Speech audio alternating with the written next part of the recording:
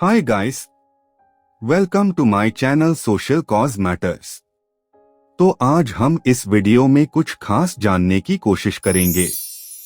तो वीडियो को स्टार्ट करने से पहले please like the video and share it with your friends and family.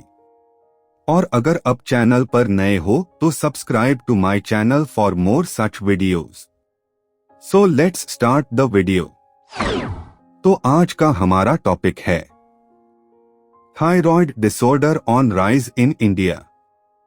Delhi की एक कामकाजी महिला 33 साल की उम्र में पहली बार गर्भवती हुई। जैसे कि गर्भवती होने का तनाव कम नहीं था, उसे हाइपोथायराइडिज्म का पता चला, एक ऐसी स्थिति जिसमें थायराइड ग्रंथि पर्याप्त हार्मोन का उत्पादन नहीं करती है और व्यक्ति थका हुआ महसूस करता है या अप्रत्याशित रूप से वजन बढ़ जाता है। उसे पौष्टिक आहार लेने, हल्के व्यायाम जैसे कि चलना और तनाव कम करने की तकनीकों जैसे कि ध्यान और गहरी सांस लेने का अभ्यास करने की सलाह दी गई। इन जीवन शैली संशोधनों के साथ उसे थायराइड हार्मोन रिप्लेसमेंट थेरेपी दी गई और उसे आयोडीन युक्त नमक का सेवन करने के लिए प्रोत्साहित किया गया, क्योंकि आयोडीन की कमी थायराइड असंतुलन का एक आम कारण है। इन सभी कदमों ने उसकी बहुत मदद की, क्योंकि नवंबर 2024 में उसने बिना किसी जटिलता के एक स्वस्थ बच्चे को जन्म दिया। एक वरिष्ठ सलाहकार गायनेकोलॉजिस्ट के अनुसार प्रेगनेंसी के दौरान हाइपोथायरॉयडिज्म अस्थायी होता है और चाइल्ड बर्थ के बाद ठीक हो जाता है। More common in women. विशेषज्ञों का कहना है कि प्रेगनेंसी के दौरान pregnancy induced thyroid disorders, gestational diabetes mellitus और जेस्टेशनल हाइपरटेंशन महिलाओं में आम समस्याएं हैं। गर्भधारण के समय से लेकर जन्म तक के समय को गर्भकाल कहा जाता है, जब बच्चा मां के गर्भ में विकसित होता है। देश भर में किए गए स्टडीज ने गर्भावस्था में थायराइड विकारों की 8 से 15% व्यापकता दी है।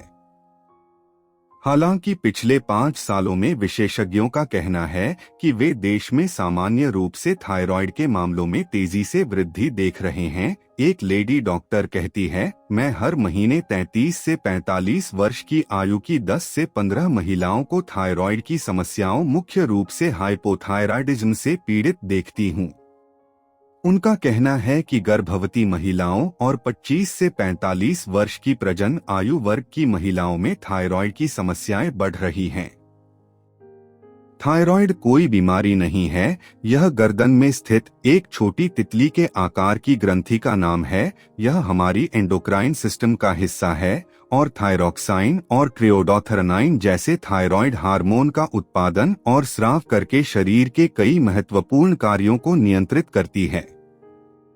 ये दो hormone metabolism, energy levels, reproduction और शारीरिक फंक्शंस को नियंत्रित करते हैं। जब यह ग्रंथि कम हार्मोन का उत्पादन करती है तो इसे हाइपोथायरॉयडिज्म, अंडरएक्टिव थायराइड कहा जाता है, और जब यह बहुत अधिक हार्मोन का उत्पादन करती है तो इसे हाइपरथायरॉयडिज्म, ओवरएक्टिव थायराइड कहा जाता है। इन कॉमन डिसऑर्डर्स के अलावा थायराइड नोड्यूल्स और थायराइड कैंसर जैसी अधिक असामान्य समस्याएं भी हैं। इस बात से सहमत होते हुए कि प्रेगनेंसी के दौरान थायराइड के मुद्दे हाल ही में बढ़ रहे हैं, एक सीनियर डॉक्टर और गायनेकोलॉजिस्ट ने कहा कि जैसे जैसे महिलाएं बड़ी होती हैं और बाद में जीवन में बच्चे पैदा करती हैं, प्रेगनेंसी के दौरान थायराइड की समस्याओं का खतरा बढ़ जाता है।